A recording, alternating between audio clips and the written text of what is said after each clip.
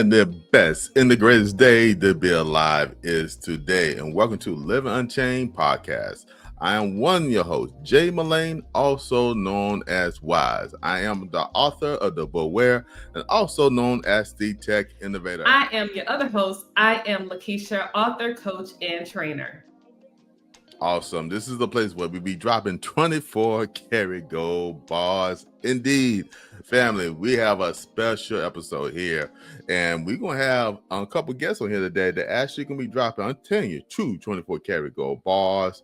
Indeed. And what we're going to actually be talking about, family, today is, when life hits you hard, how sacred places restore your peace and purpose.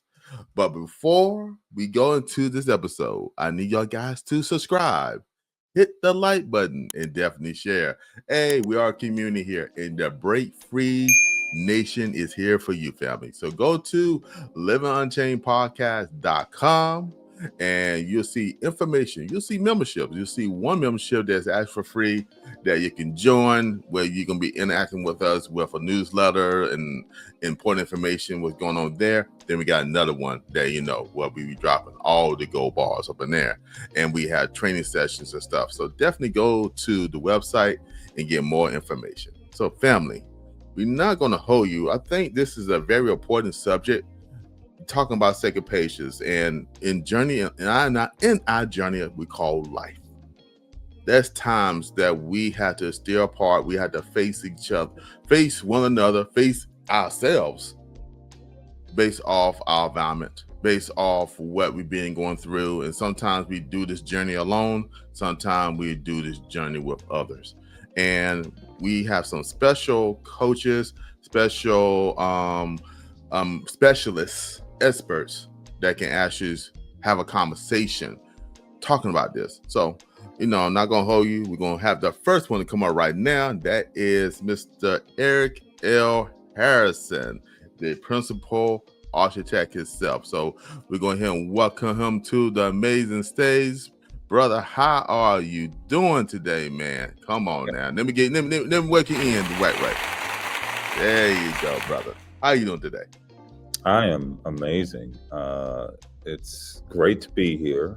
I've had an opportunity to check out some of your past episodes and even some of the clips that you guys have been sharing, and they have been truly off the chain, and they are, blessing me, helping me. The guests that you've had so far have been amazing, and I'm just honored to be here. I'm honored to be able to throw my stone in the pot so that we can go ahead and serve this stone soup to everybody. So let's go. Okay. Now, so you guys know, he is known to be able to stir the pot in a positive way. You know what I'm saying? He said throw the stone in there, but he got a big wooden spoon that he likes to stir things up. So I don't expect nothing less from you today. Because when we mix this stuff up, we're going to come up with a masterpiece of a meal. Now I'm just sitting here making myself hungry, but that's okay. Well, before we jump into any discussion, I want to hit the audience with do you know, and how we, do you know is giving you information that was going out there, the studies and stuff have been happening based off certain topics we talk about. So this is the first do you know. Environments directly influence our brain ability to process emotions. Okay, that our research that came from the University of British Columbia. Okay, all right. Do you know sacred spaces reduce cortisol? That's the stress hormone, up to 20%. Yeah. All right, now, so we got, it's good to steal away. It's good to, have them sacred places. All right, did you know people heal faster when they have emotional, safe environments? So those are some things that we're going to, so I want people to be aware of as we jump into this amazing conversation. So I'm going to throw this one out here first, and then we're going to have a conversation. So as we do, we gentlemen here. So I'm going to throw this right here to Coach Lekeisha first, then we're going to all jump in and get our viewpoints on this. What does sacred space look like for you? Talking about a physical space, mental space, good question, emotional space, and also our spiritual space. So, Lekeisha, microphone's yours. Thank you. Thank you. This is a great, great, great question. Honestly, sacred space for me is a place where I can hear myself. And I'm serious about that. Like, hear myself, like be in a place where it's just me. Maybe that's like, that could be in the car, that could be in a place in the house, wherever it is where it's just myself. So I can hear, so I can begin to proceed to do the next. I'm a journaler. I love journaling. So I'm able to write, have clarity, and actually be able to move forward into that. If other people are there, I'm not able to really hear or process what I need to do. So I have to be by myself. Like I said, being in the car, sometimes you're not able to be by yourself in the house, for whatever reason. But if I need to be by myself, I need to get to a place where I can really hear and I can begin to move forward to the next. You know what I mean? And I feel that's vital. We have to get there, and sometimes we need to do it. Sometimes it's a closet, you know what I mean? Just to be able, so you can actually process what you need to do. So I think that's very, very important for each and every one of us. And since you say here, we want to go a little bit deeper and dive, because we all about living unchained. So when you say you want to hear, what are you hearing? Is it like a download from God, or you just want to hear you hear your thoughts and not the world? Just give some more clarification on that. I love that. Honestly, yeah, a download from the Lord. I believe, that, God is always talking to you. God doesn't never stop talking. Exactly. That's 100%. Right. So if he never stops talking and I can't hear him, I need to get to a place where I can hear him. Right. So, a lot of times I have to get to a place where I can begin to hear him talking. Definitely if it's a question that I need. A lot of times we have questions, right? Maybe there is a solution that I need, a problem that is happening. And I'm like, I need to really hear what God is saying. And I'm always talking to him too. So I'm like, present a question to him. I said, listen, God, I have an issue here. We talk like that. I'm like, hey, there's something going on. I got a problem. He already knows the problem. He already has a solution, right? But in order for me to hear him, I need to get to a space where I can hear him. Sometimes music, honestly, be able to have great music, my favorite praise song, I can always hear him there. And, when I get into his presence and we're just singing and I'm just worshiping him, I'm able to hear clearly. And then I get a download just like that. And I always have my journal right next to me and I write down just what's happening, just so I can remember what was said at that moment. And I'm like, wow, Eureka, look at it. Oh my gosh. And my answer's always happening there. So for me, I strategically have things like that. Music, be able to just get in a place where I may hear clearly. And I'll be honest with you, having great rest. Sometimes I need to take that nap.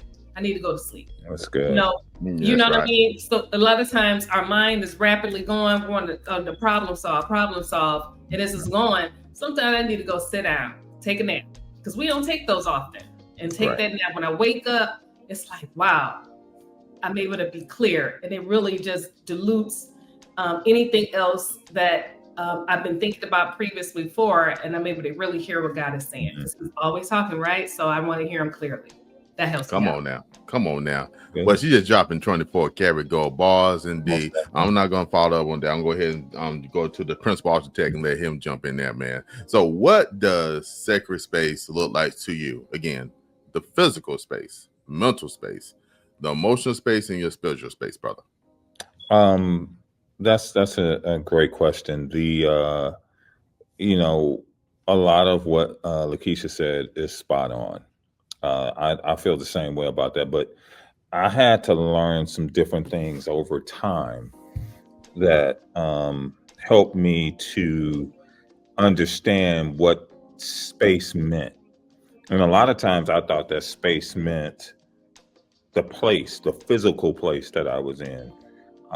And so one of mine was always in the morning when I woke up. I always wanted to spend time, whether it's prayer, whether it's, reading, whether it's writing, whether it's journaling.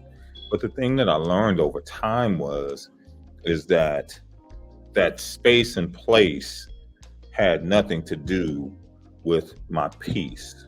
Ooh. And the thing, because it is so easy for distractions to come and knock you out of that place. And then now you have no peace because you're so focused on the place and the time. See, there was a time where I would be so up to, like, oh my God, why are you bothering me right now? Like, this is my time for me to do what I need to do. And don't you know that it's so, if you feel that way, it's so easy to get distracted. It is the easiest thing in the world to get knocked out of that place of peace, out of that place of peace and of quiet, where you can hear God and hear what you need to hear. And now you have to fight to get back into that rhythm. What I've learned to do is have the rhythm no matter what. So now I can be in a room full of people and I can tune myself out and I don't hear nobody, nothing, because now I'm totally focused on that thing that I'm reading. I'm totally focused on that thing that I'm writing. And I have been able to even hear God in a room full of a bunch of people and get what I need to get out of it. And that taught me to not be distracted from his voice, because the least little thing can come and distract you. Even a loved one. Look, for all you married couples out there, how many times do you want to get up in the morning and get in your word and get all studying and stuff like that?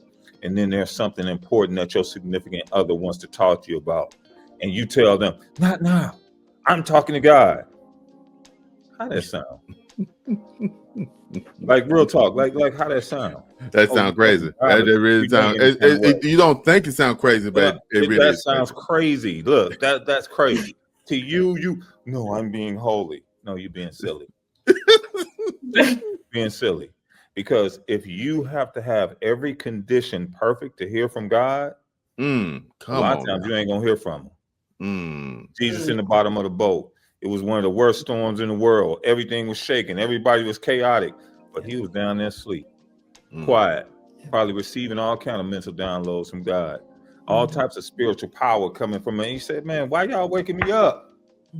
Look, he was cool in the chaos. So why can't we be cool in the chaos too? So that's how I think. Like it's like before, I was that dude. Why are you bothering me? Used to tell my boys, "Why are you talking to me right now? I don't want to talk to you." But then I started realizing, now they start looking at me like, "Oh, you Mr. Super Spiritual now." Now I'll pause. Hey, do you need something? You okay? Okay, I am reading right now. I am doing what I need to do. Can I get back with you in about a half hour or so? How much better did that sound? So again, you have to learn how to tap in with God in the most chaotic moments. Come on now. You know what this deserves.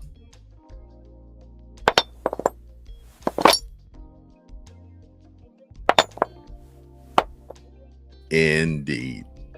Straight 24 Karat Gold Bars. That right there, man. And you just gave a masterclass how to actually how to respond to others if they disturb or come into your space. That was a great one. And I need to learn how to, I'm learning how to apply those things. So and I'm not perfect at it either. Like I still have my moments, but then you know how you get that subtle tap on the shoulder from God, like what you're doing. So I'm only sharing something I failed at.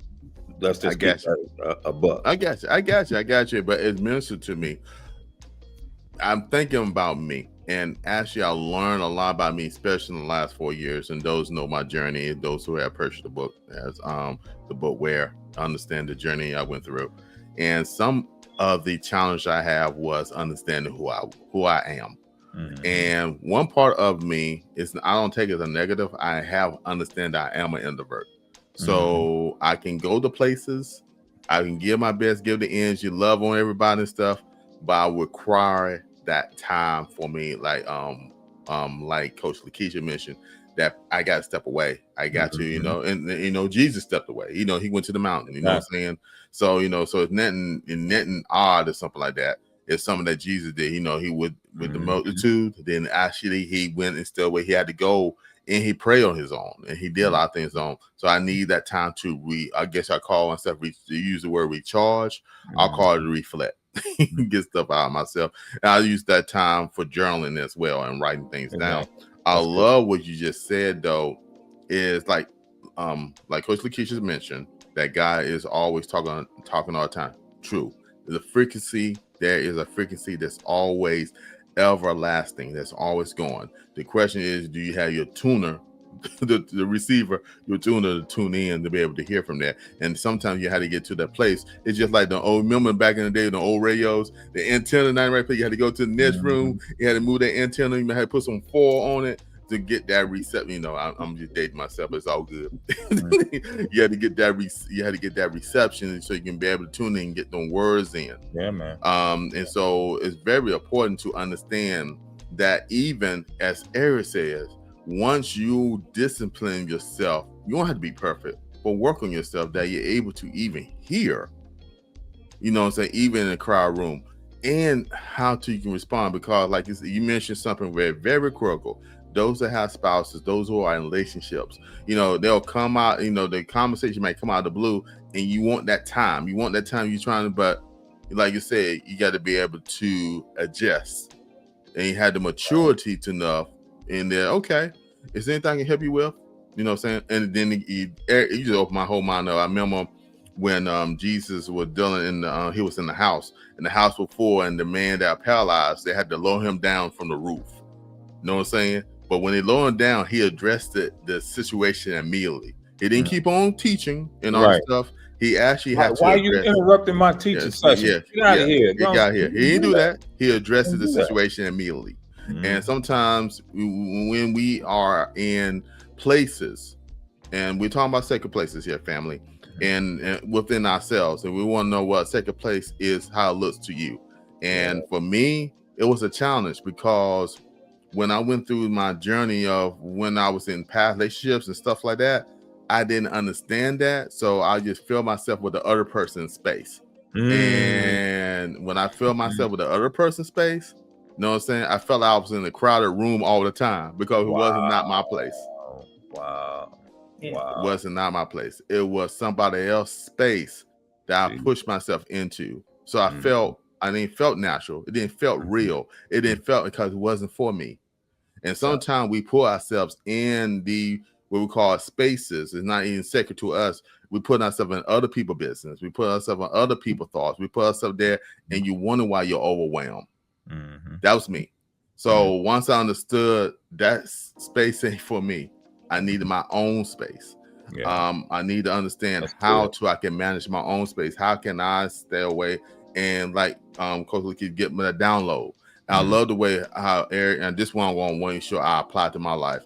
If somebody do come into my space, how can I address it immediately and still keep the peace and stay in purpose? Come on now. Get this, Wise. If you don't do that, do you know that you can mess up the whole vibe? Come on now. Think about that. You can mess up the entire vibe. So if you are in a sacred, quiet place, and say your child comes in and says, Daddy, I got something to tell you. And you say, boy, you know I pray at this time of morning. Get out of here. I'll talk to you when I'm done. What type of seeds are you sowing? Number one, the kid is gonna be like, man, I don't never want to be like that. Like, man, if I talk to God, I gotta be mean like that. Number two, now you done messed up your whole peaceful vibe with God, and now you gotta reconnect and try to get back to that place that you was at.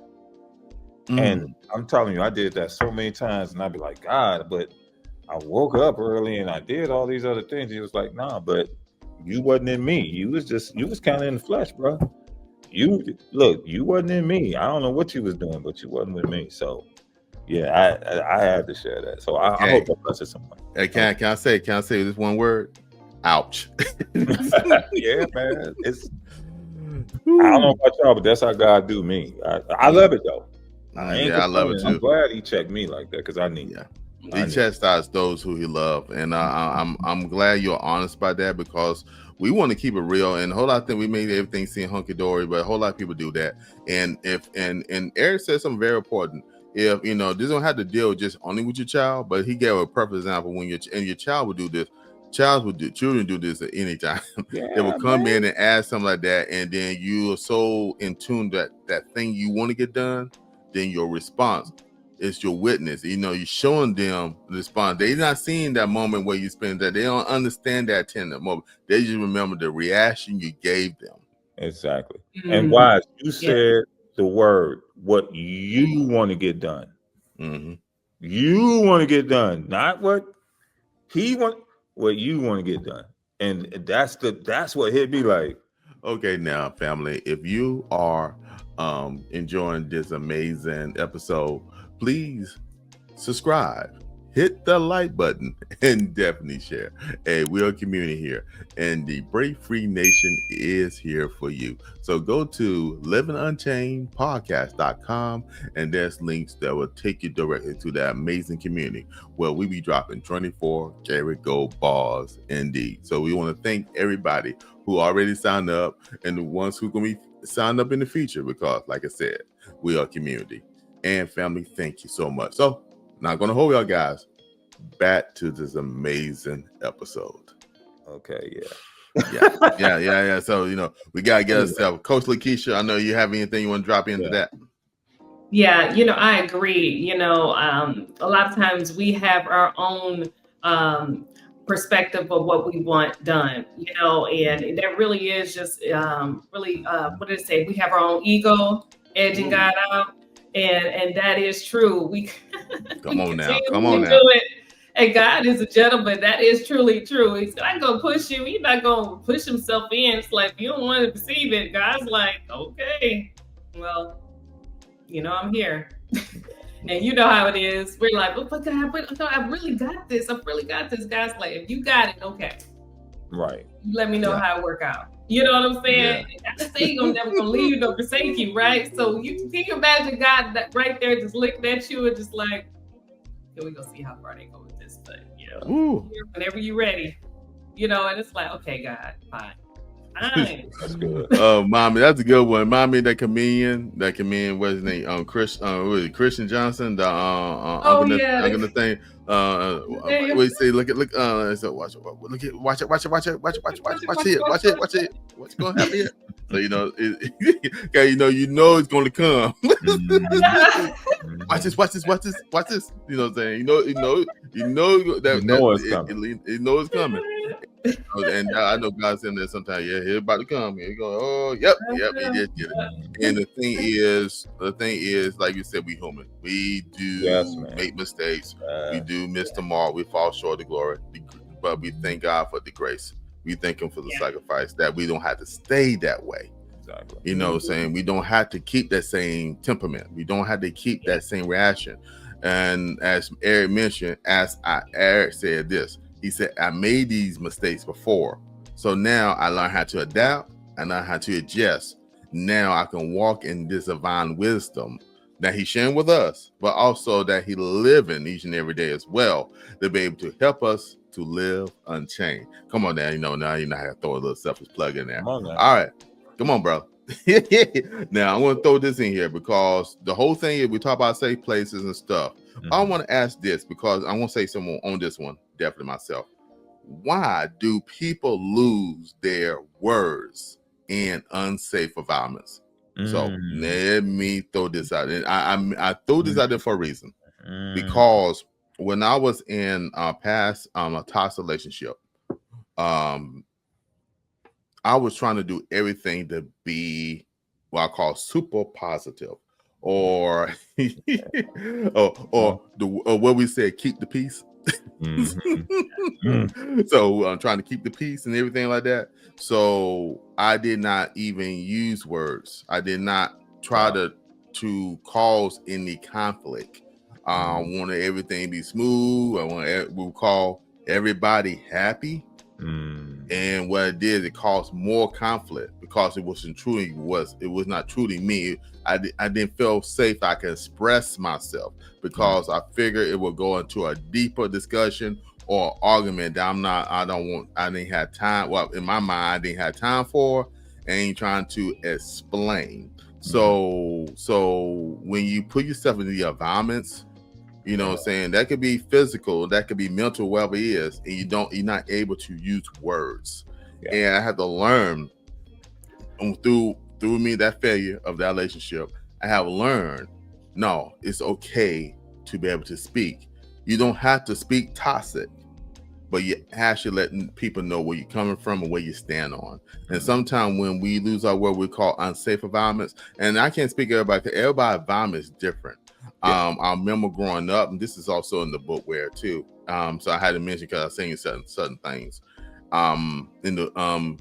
When I was a child, my mother had to go through some things that it wasn't a safe environment. So her words, I would say, didn't work out. It caused more conflict there, even physical conflicts. So it gotta be cautious. I want to be real with that because some people are living in that their relationships, and when they say something, there's a physical result from that. You get what I'm saying? So those who are going through that, I pray for you that you see some type of godly wisdom, because I don't believe anybody need to be in the physical harm or in danger.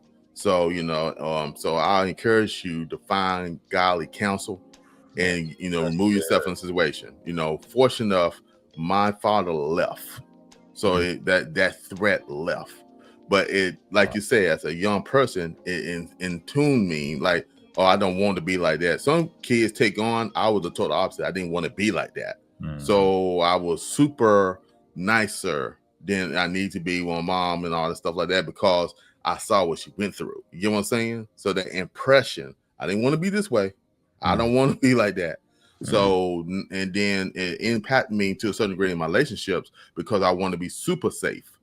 And what happened is the environment still came unsafe because it wasn't the true me, because I was too busy trying to please somebody else. That actually they had, I say, trauma as well, but I didn't know how to deal with it because I was too busy trying to please. I couldn't address the conflict. And so when we lose words, it's very important, because words of power and life and death come from the tongue. So you can speak life to somebody, you can speak life and you speak negativity and take life away. Then sometimes you don't speak a word. That's same as not as speaking. Exactly. And you take life away, because sometimes you need to say something, but you don't say it causes a conflict. So that's the reason why I throw that in there. Why do people lose their words in unsafe environments? So I'm gonna throw that to you at first, the principal architect, Eric Errol Harrison, because I know you went through some life situations yourself. So I'd love to hear your perspective.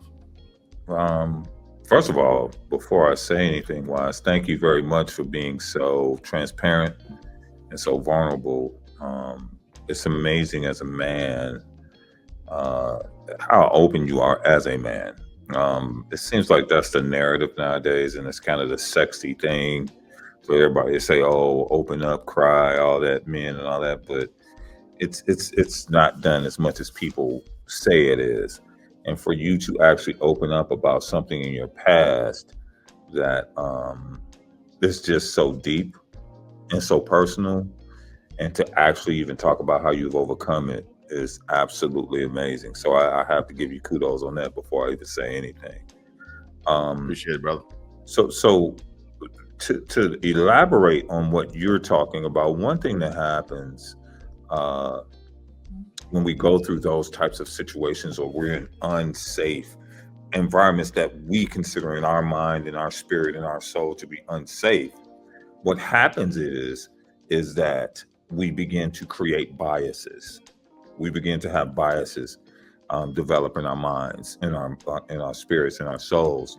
And what a bias is that your mind is set at one way of thinking about any type of situation.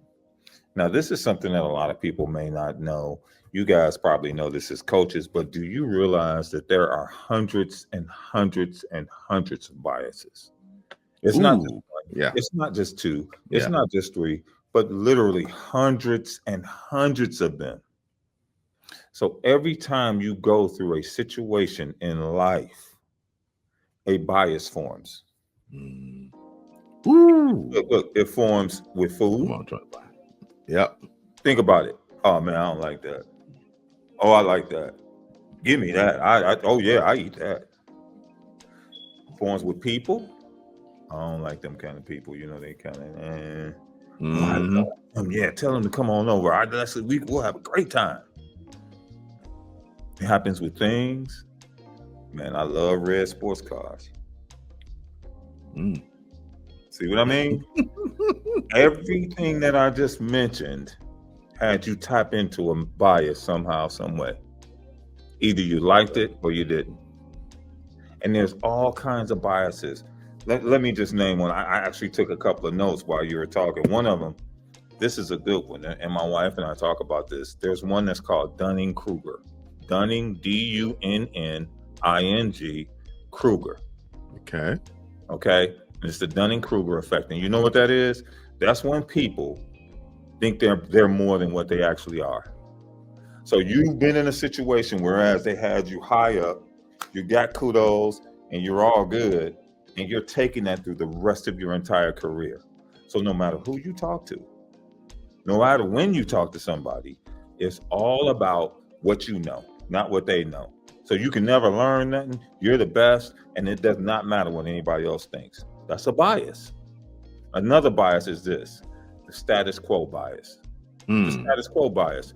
That means that whatever your current state is right now, you cool with it. You don't want to change it. Status quo. I want to stay the same. I'm good. Look, I don't want to change who I'm around. I don't want to change my mindset. I don't change that. I'm good. That's a status quo bias. So when you have those biases, your words are directly affected by it. So think about what I just said. Everything you just told me was the biases that were in your mother at the time, the biases that you even had in that relationship, the bias that even that person that was in that relationship with you had, affected every word that was spoken. Now, let's talk about the solution. Thank you. Solution to all that. The solution is to quiet yourself and get away from it all. Because many times biases create voices, and those voices continue to come on, and they flood into your mind and they flood into your brain to the point whereas they overtake you, and now you speak and act off of those biases. But when you retreat and get away from everybody and get in your own space, and you can identify those biases and break them down, and how I usually break it down is through prayer and through the word of God. That breaks it all down. And then by the time I get out of my space and get out of that time in the word, now that bias is gone and I see the world for what it is. And now my words are not what they would have been when all those biases come. And by the way, for me, I ain't talking about nobody else, but for me, I got to do that every single day of my life. Because as soon as I come out that quiet time, guess what's coming back? Those experiences that create those biases, and then I can act off of them. So I hope that helps. Man, you know what I'm about to do.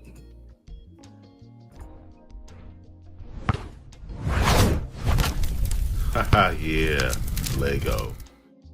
Yeah, Lego. That's straight fire. And I love the way how you broke that down, because biases does impact us, how we mentally think about things, and the life experiences that we learn from others. And I love that what you gave was a solution.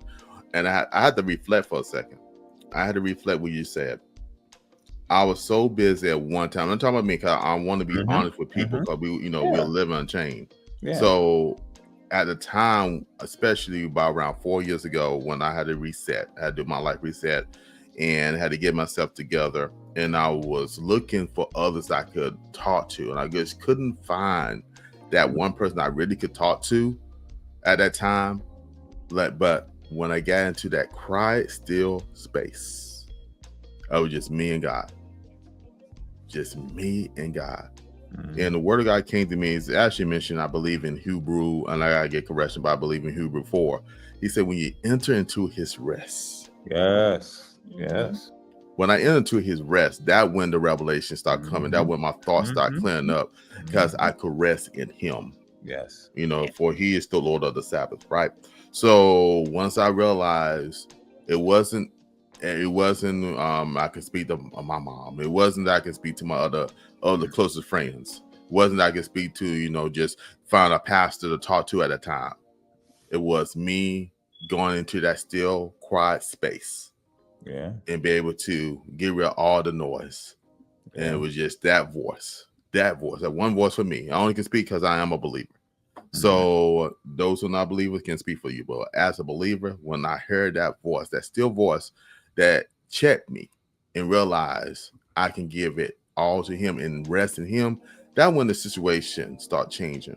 But it took me from moving from the big house, the nice big house, took me to get back home in that quiet, small little bedroom that didn't have all the amenities, didn't have all the technology, all the distractions. Only thing it had was peace. So, hey, the biases definitely hit us, man. And I appreciate you dropping 24 Karat Gold Bars indeed. As man, we can go ahead and continue this conversation, but we're gonna bring in another special guest as well. Oh wow! So family, we surprise gonna guest. Oh, surprise guest. That's how we do it. Living Unchained.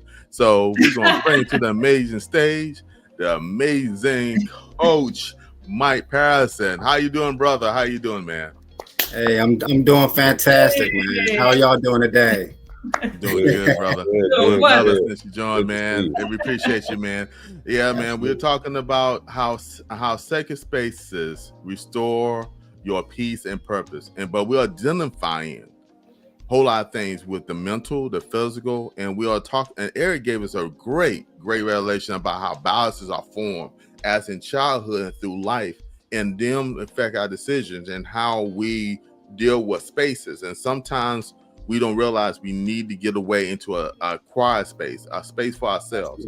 I also explained for me, I trespass. I was in other people's spaces that ain't long. Yes. Which caused me to not be in peace. You get what I'm saying? So as a person who deal with mental health, deal with aging, deal with people, and deal with the standpoint of finding peace, what are some health techniques and health things that we can apply to our life to actually bring us into that sacred space in our environment that can help us mentally and physically? Absolutely. Thank you for having me. And I was listening to Brother Eric drop the gospel, dropping the fuego bars, right? Indeed. Thank you, man. And one of the things he mentioned that made me think, because you guys know I'm a bookworm, and so I read a lot of books, and it made me think of this quote from the book Atomic Habits by James Clear. He says that most people live in a world others have created for them. Ooh. But we can alter the spaces where we live, work, and increase our exposure to positive cues and reduce our exposure to the negative ones. Right? Because so many people just think, the spaces are what they are, and they don't have the ability to alter or change their spaces. Yes. Right? As a life coach, specializing in self-care, self-care is a very broad topic, right? And environmental self-care is something that I work with a lot of clients with, because of that exact quote that I just mentioned, being able to alter their spaces. Most times when you think about when you get a new job, right? They give you an office, and the first thing they tell you, okay, put some pictures up, get comfortable here, right? You're altering that space so that you're comfortable in that work environment, right? But when you talk about your environment, it goes beyond just your workspace. It comes to your home life, whether it's decluttering your home, getting organized in your home, bringing in plants, right? Getting outdoors. So it's a lot of different things when you talk about environmental self-care. And it can absolutely change who you are.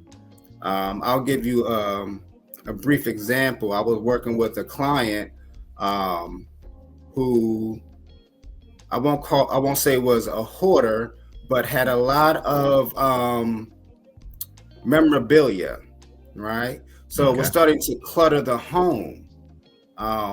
And as she continued to buy more memorabilia, it cluttered the home more and more. And what ended up happening, because her space was so cluttered, her mind became cluttered. She became more frustrated. She became more anxious, right? Because her environment was cluttered. Wow. And people don't understand that your environment has a tremendous impact on you. Yes. Yes. And so when we started to just slowly start to declutter the home and get it more organized, she started to think more clearly. She started to be less anxious, have less anxiety, right? Because her home was clear. It was free. She could move about the home freely. It wasn't stepping over memorabilia or moving things out the way so she could get to something else. She was able to clear the home out, and it helped clear her mental space. Come on. So not only did it help her at home, but she also found that when she took that same attitude and applied it to her workspace and organized her workspace, she was a more productive employee. Wow. Come on now. And so sometimes it's just those little things that we don't think about that can really make a huge difference in our lives, mentally, physically, emotionally, right? And so I love when you talk about sacred spaces, right? I know you guys is talking about as a believer, right?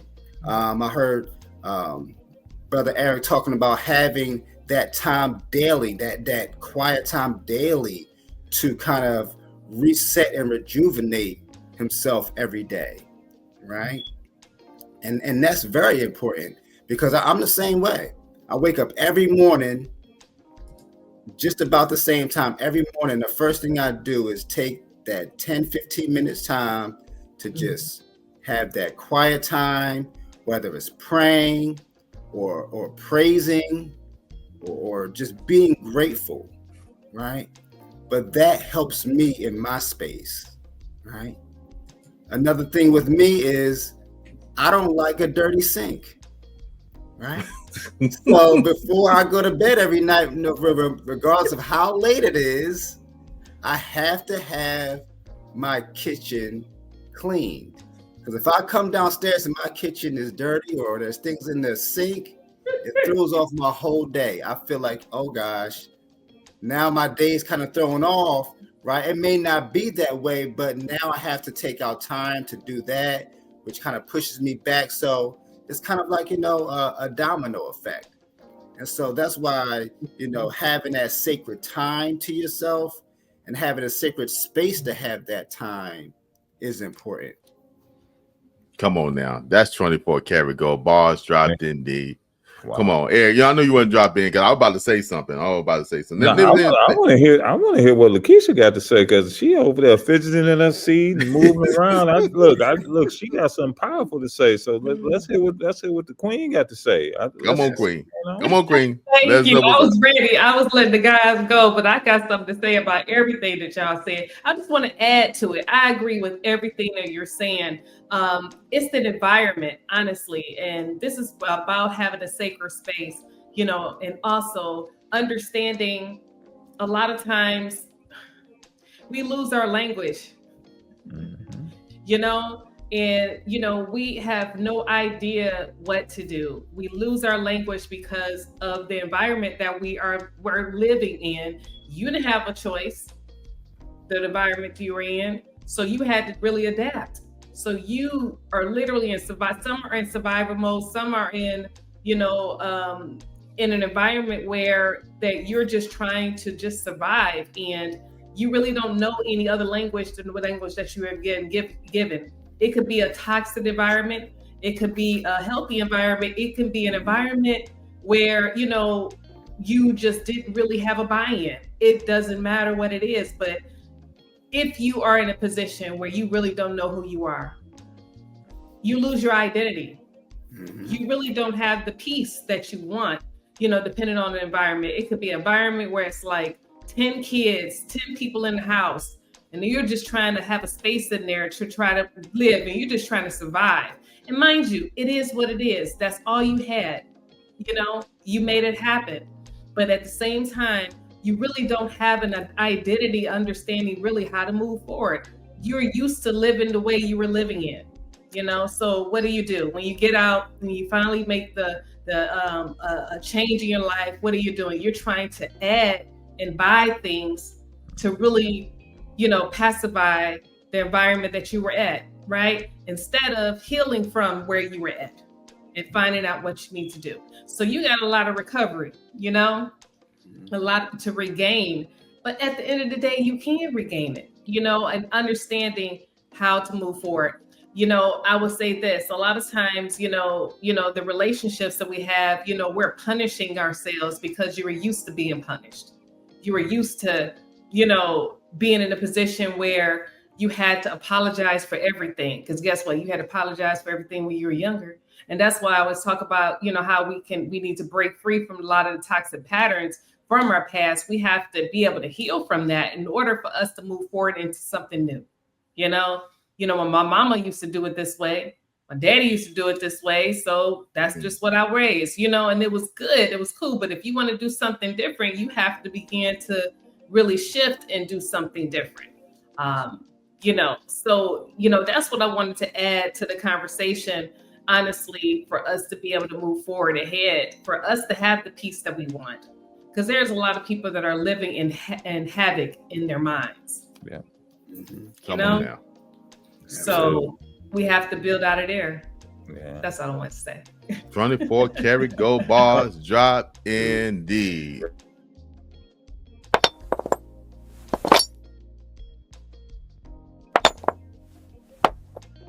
Yeah, I got to throw that in there. Go ahead. Let me say this, because both y'all said something. I want to go ahead and pass it on to Eric.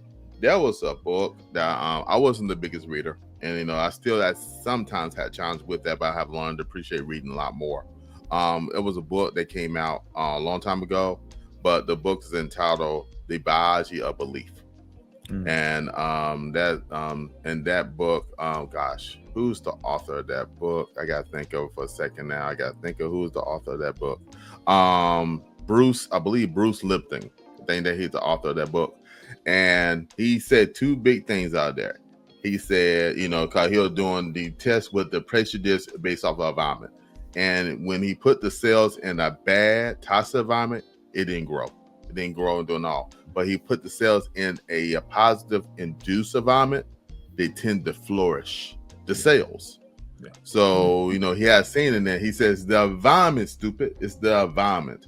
And we realize sometimes we just cannot change the physical environment, but sometimes our spiritual environment and our mental environment, we can control and shape to the point, even our physical environment at the time, or what we call it, have an expectation.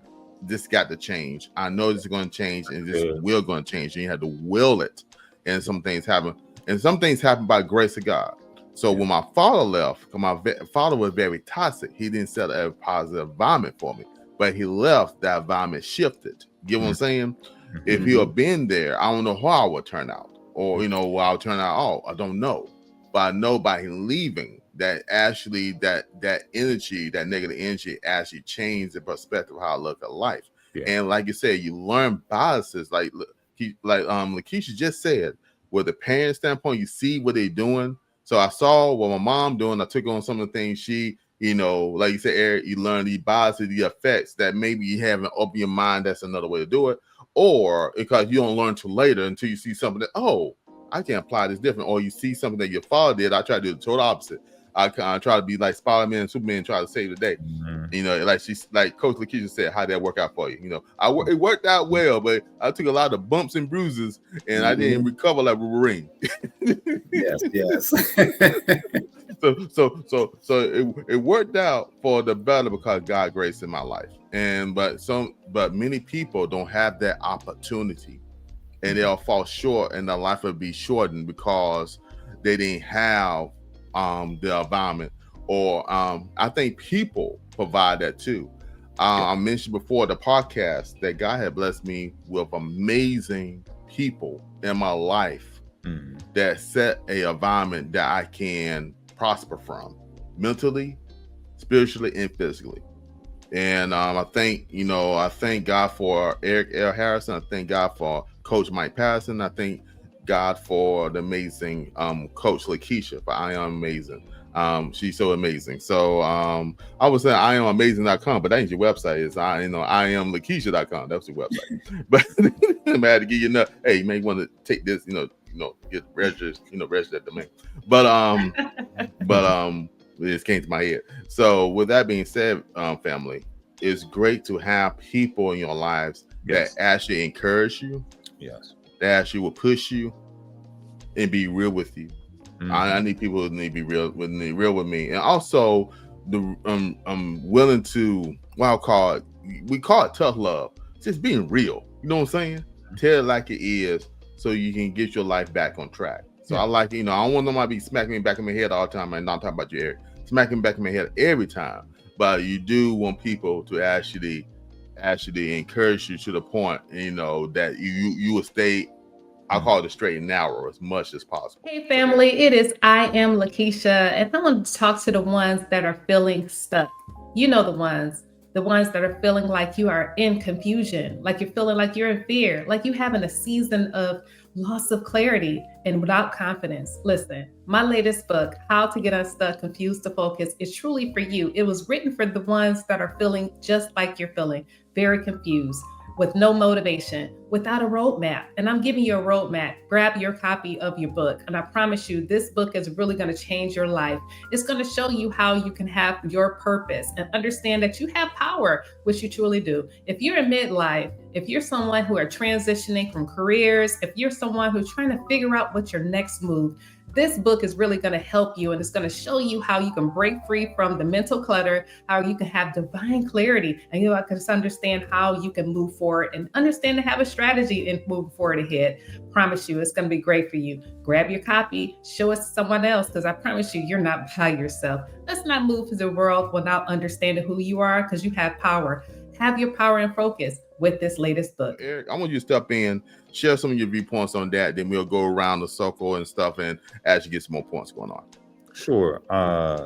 This has been a spirited conversation that, I don't know about you guys, but I always take notes. Yeah. I'm taking notes like crazy. Come on, y'all. It's real.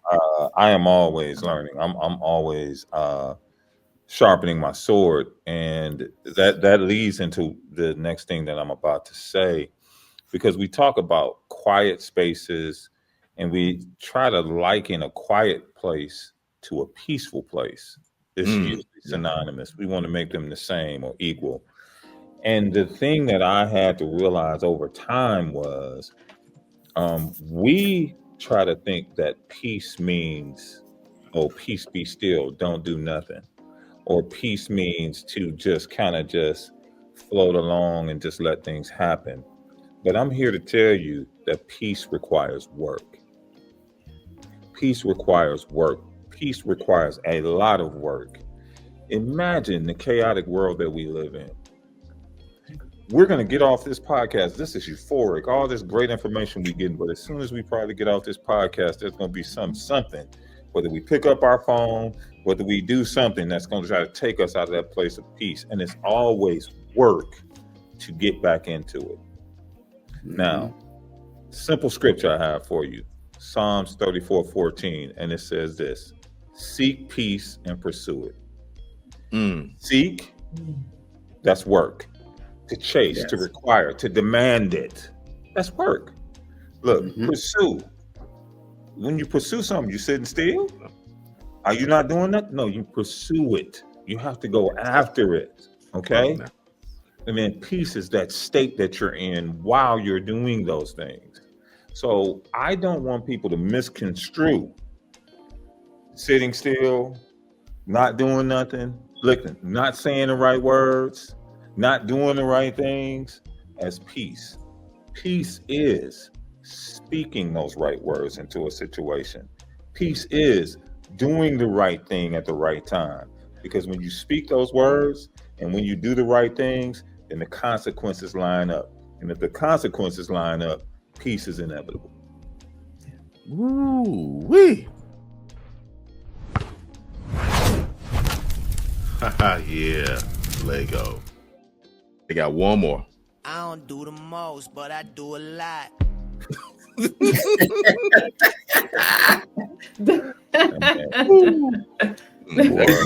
brother using sound effects. Exactly. Oh man, I love it. Pursue Yes, to see. You know, you had to put the work in it and realize, even in the cry spaces, even though you pursue, it's okay to pursue it. Right. You don't have to give up. Mhm. You don't have to give up. And I think what happens is we give up, we get frustrated. And I love what Coach Mike talked about, you know, how the environment impacts when you have a cluttered home and you cluttering your mind in your space. It, you know, it's just an outer expression of what's going on in your mental. Mhm. And also especially you're cluttered. You know what I'm saying? So you had to declutter your environment, declutter your space in your mind. Because now I'm thinking your environment also a reflection of you. So if you are, you know, and some, you know, you can't control when things come up, but your peace, it will pursue it. You pursue it. Therefore, when you get it, then it's something about when you have it, right? So once you pursue it, it's like when you do something. It's like you do a task. You get a certain satisfaction when you know you did something and it's done and completed. You know what? I had a part to do with that. You know what I'm saying? When you pursue that peace and you got it, you know what I'm saying? You feel like, you know what? I have accomplished something that will take me to the next place. It don't stop you from suing, but you feel like you accomplished something. And I believe with this standpoint of the second places, understanding mentally how we handle things, how we physically handle things, spiritually handle things, so much. You gave a great scripture. How simple that word is so profound and so powerful. I want to share this because we can go on for hours and hours in the discussion, but I want to ask this because I think this is a major one for people who are listening in the audience and stuff. And family, if you are loving this, make sure you subscribe, hit the like button, and definitely share. We're a community here, and we want to make sure we hear from you guys too. So hit the comments below, just below the like button, and be able to share your thoughts about sacred places and stuff as well. So I'm going to throw this one out here. Then we'll go ahead and start wrapping up this amazing podcast. And maybe we had to come back and revisit this because this has been so enlightening. And as Eric, I wrote my notes down too because this has been very powerful for me as well. Some things I want to reflect on. All right, fam. So lady first, I'll make sure we go to the lady first on this one. Please. All right. Yes. How do we stay mentally and spiritually grounded when life hit us hard? Wow. So I feel when life hits us hard, because life be life, and as they say, we have to, really have to really just pause and really just reflect on what we need to actually move to proceed. Honestly, we're so conditioned to respond quickly. The response, hey, quick. A lot of times we need to just pause and just look at our environment, because a lot of times we need to assess if we even need to respond at that moment. Because maybe the environment may not be conducive for us to respond, to say something. So we need to really just acknowledge where we're at. Maybe we need to just ponder on the situation. Yeah. Maybe we need to pray. Maybe we need to, really just lean into that. Because a lot of times we want to, kind of like what you just said, wise, a lot of times we're so used to being able to, to save the day, to have a solution, have an opinion. And maybe our opinion needs to just be, silenced at that moment to really just reflect on the situation and pray for somebody, or to just really just be calm. A lot of times when we're calm, we're able to respond or say anything we need to do with clarity and in a positive way. Because a lot of times sometimes we are in a reactive mode, and it probably is the wrong thing to need to do at that time. We want to sometimes be God, and be honest. We want to respond. Our response to say this, it's going to be the right solution. And God really is at that moment saying, I don't really need you to talk right now. I already solved the problem, issue. A lot of times, so we need to reflect on that. And a lot of times if we assess that, then we can actually be able to move forward in a positive way, Come on now. Yeah. Come on now. That 24 Karat Gold Bars dropping there. Yeah. Coach Mike, I want you to jump in on that one as well. Let me read the question. So make sure. How do we stay mentally and spiritually grounded when life hits us hard? Absolutely. And I love the word that Queen Lekeisha uses, pause. Yes. Come on now, brother. Besides being a life coach, you guys know I'm also a Tai Chi practitioner. And Tai Chi is a slow moving martial art. Okay. And we talk a lot about pausing, slowing down, right? Because society, the world is all very fast paced. Hurry up, let's go, right? Grinding, right? And so that's one of the things I really love about Tai Chi, right?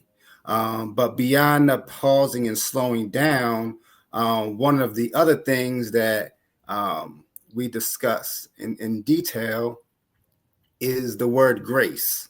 You have to be willing to give yourself grace, right? You have to be gentle on yourself, right? Because the rest of the world will beat us up. Yes. Right? And why beat our own selves up? So being able to give yourself that grace and to be gentle with yourself. And then if you think about early, we talked about altering the environment, right? We have that ability to alter the environment. We also have the ability to alter our thoughts, right? Every thought of the future is actually a made-up story, right? You don't know the future. God knows the beginning and the end, okay? But we aren't God, and we don't know the beginning and the end. We know what we know in this present moment, okay? But what does it benefit me to say, oh man, tomorrow is going to be a horrible day. It's going to rain. It ain't going to be no good, right? I'm just making up a story about tomorrow. Okay. So why not alter that thinking, right? You just mentioned earlier when you were talking to Queen Lekeisha, you said, I'm amazing, right? That's a beautiful way to think, right? Come on now. Tomorrow's going to be an amazing day. Come on now. Right? I don't know what tomorrow's going to bring, but I'm looking at it as an amazing day regardless, right? Because that's going to be more beneficial to my well-being to have those thoughts rather than the opposite, right? And so those are some of the things that we need to think about is that pause and that slowing down and giving ourselves grace and understanding that we have the option to think negatively or positively. We have that ability to do that. God gave us that free will to do that. And no one, except I don't even know if Miss Cleo was still around, but I think she was the only one that was right? Hey man, you dating yourself, man. Now see, we were talking about not showing. Oh man, Miss Cleo, wow. Now you know I was rocking with you till you said that. I had to act like I didn't know who you was talking about. I said I know who you talking about. I'm telling on myself. I remember Miss Cleo. Wow. On myself. Yes, indeed. Yes, indeed. Yes. So yeah, so like I said, we have that free will. So I think when you take those things into consideration, that can help keep you grounded in the things that are positive for you. And that's what I really do believe. Come on now. You know, brother, you know you're going to get right. Yeah, Lego. Brother right there, straight fire right there. Come on now. Now I'm talking about slam dunk, you know what I'm saying? The net's on fire, brother, you know what I'm saying? Yeah. Come on now. Coach Eric, the same question applies to you as well. How do we stay mentally and spiritually grounded when life hit us hard? So I'm going to stay in line with what the last two coaches have said. They said it so eloquently, and I'm going to stay right with it. We're going to flow with the same exact thing, but I'm going to give you an analogy. So I play basketball. I play basketball. Wise, before we got on, we talked about basketball. I know Mike knows about sports. I know Lekeisha knows about sports. One of the major things that they try to get you to do in team sports is get you to speed up. Why do they get you to speed up? So that you can make mistakes, so that you can forget your game plan, so that you can start doing things that are totally the opposite of what you plan to do. Yes. When life is wild, when life is chaotic, when everything is spinning around, it tries to speed you up to the point where you forget about your game plan. What do you mean game plan? Oh, that thing that you did that morning when you had your quiet time. That thing that God told you during that quiet time that you need to look out for. That strategy that he told you to go into that meeting with that tough person that you got at work. Or that conversation, that hard conversation that you know you got to have with your wife a little bit later. Like, soon as you get out that time, I'll guarantee that something happens that tries to what? Speed you up. And then once you speed up, look, it's just like, look, in basketball, why do people put the press on? Because you speed those guards up, and what are they going to wind up doing? Turning over the ball. Yep. If you speed up, you're going to have turnovers in your life. So then when it comes time for those hard conversations or those interactions that's tough, you'll forget about all that stuff that you got during that quiet time. So that's why you have to pause. Because when you pause, you have the time to be able to sit back, look at the whole landscape. You know, like when they putting the press on you, look, you don't run into the press wild. No, you stop for a second, back up for a second. You know what I'm saying? Bring the ball back, look at the whole landscape, and then you see where you got to go. You have to do the same thing in life. And that's what that pause does. Now, wait a minute. If I make that move, this going to happen. If I do that, no, the word said do this. And then if I do this going to happen. So now look, now you make better decisions. Once you make those better decisions, your behavior changes. Once your behavior changes, your words change. And then after that, your relationships get even better. And now you don't have turnovers because you didn't let life speed you up. You took that time to pause. 24 Karat Gold Bars drop indeed. And I mean indeed. Let me add to that because since he didn't stay in basketball, when they give you the full press and stuff, and when you back up and you stuck in the corner, it's okay to call a timeout. So you can go ahead and reset. So you can pause. That's even a longer pause. Exactly. Yeah. Take a pause. Guess what they do at the timeout? They recess. Yes. They get together in the group. They go back to the plan. Sometimes they have to create another, we call another plan, another opportunity there. Exactly. So I want to add in the group support, and let me add this in because this has been amazing. So how do we stay mentally and spiritually grounded when life is hard? Y'all all mentioned it. I got it in my notes. Gratitude. Be grateful. Show yourself grace. Gratitude. It's a mindset we have to have daily. And be thankful for what we have today. And don't go beyond the amount. The scripture tell you that. It tells you that in Matthew 6:34. But it comes back to 33 when it says, first seek the kingdom of God and his righteousness, then all these things to be added unto you. Then it says, don't worry about tomorrow, for tomorrow have enough trouble on its own. So the principle there is you've set your purpose of seeking God and the purpose of God today. Don't worry about tomorrow. Like Coach Mike said, because what you're doing, you're creating another story that might not be realistic unless you are grounded in what happened today. Yes. That's very powerful. Stillness. That's something he said. Y'all all say that. Stillness. Stay still. Pause. Don't be rushed. Eric did talk about the full press come on. You got to slow. Don't try to rush through the trap because you turn the ball over. Something had to step back. Stillness. Worship. I want to throw that in. It's a time when you meditate, you worship, you make the connection praise is one thing, but when you truly in the worship, those who know me, who worship me will worship me in spirit and truth. Yeah. So it's something about the power of worship that you sit down and you actually spend time with God, not one way, but both ways. So allow Him to pour into you as you magnify and elevate in Him. Reading scripture, y'all all mentioned that earlier. Eric read some, might drop some 24 Karat Gold Bars as far as things in the Word. Reading scripture, because they empower. Somebody the word that empower us. That's some of my notes. Community support. This is my community right here. I have learned a lot in this podcast, just in general. It don't seem like it, but you know how fast it went. But I took a lot of notes. That's a lot of stuff that I had just learned by having this conversation.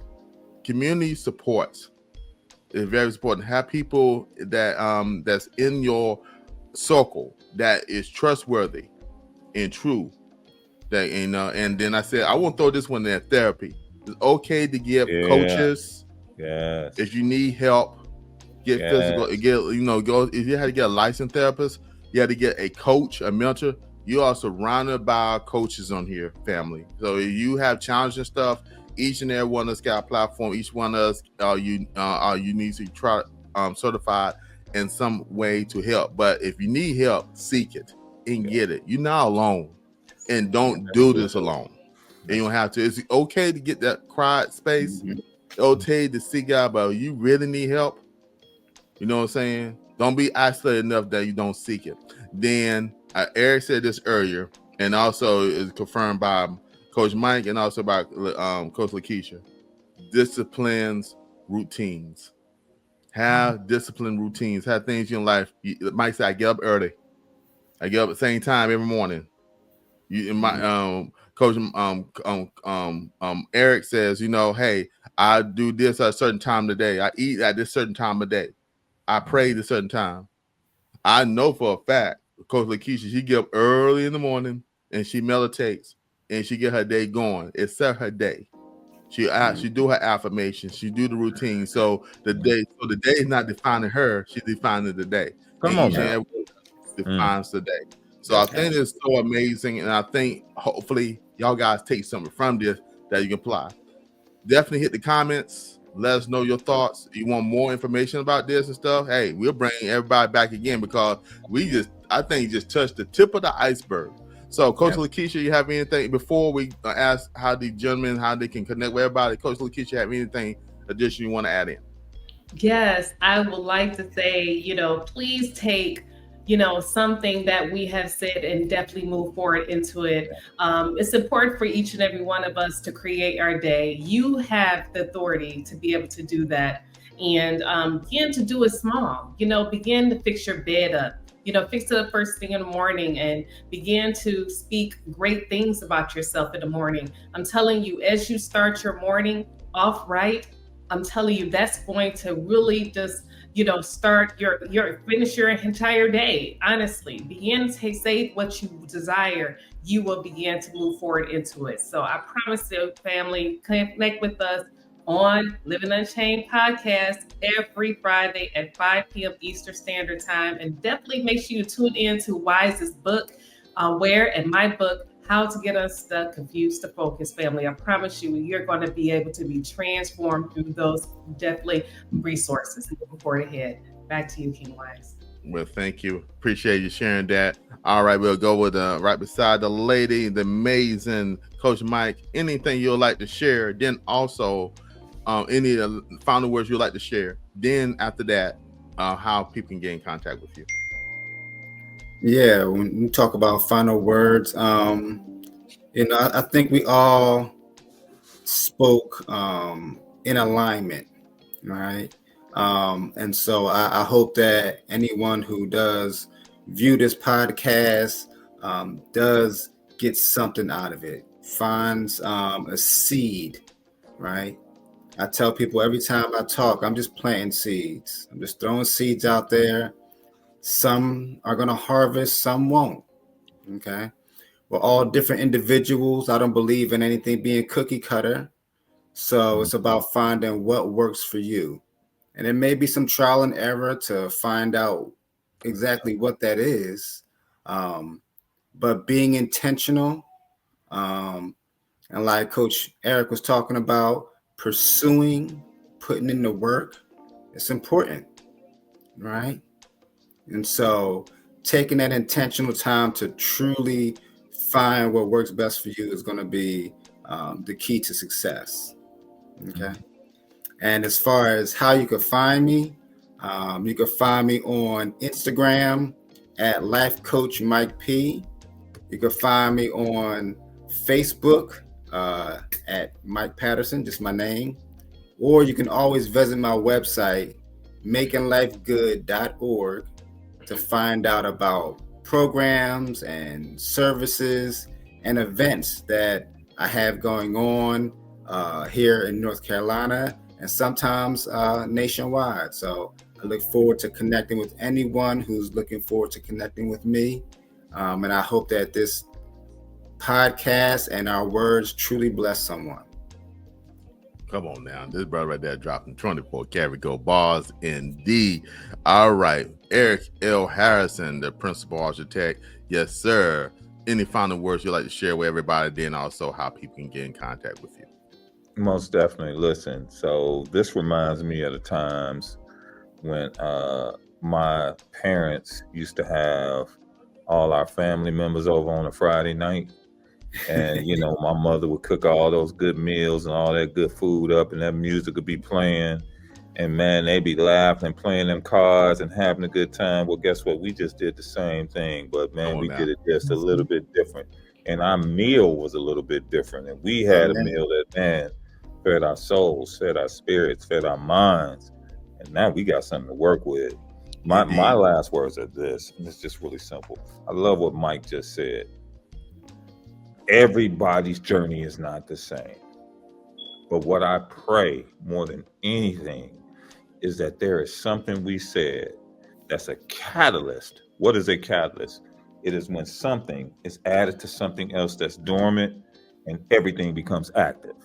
I hope something we said tonight is a catalyst that is added to your life that makes you active, that makes you seek peace, that makes you get rid of those biases, that helps you to go into that quiet place so that you're not sped up and you can go ahead and not have any turnovers, and you can make stuff real good for not only yourself, but everybody around you. Now, how do you get in contact with me? Right now, it's real easy. Instagram is Eric Loves Legacy. Eric Loves Legacy, all together. That's my Instagram. And in December, now I'm going to have a special cohort before that, but in December, Wise mentioned the Able Man. The Able Man launches in December. It's been a year of long, hard work and developing the environment and developing the platform, but now it's ready. And you know why it's ready?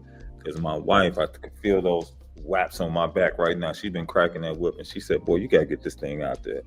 So it's going to be out in December. So look out. More to come.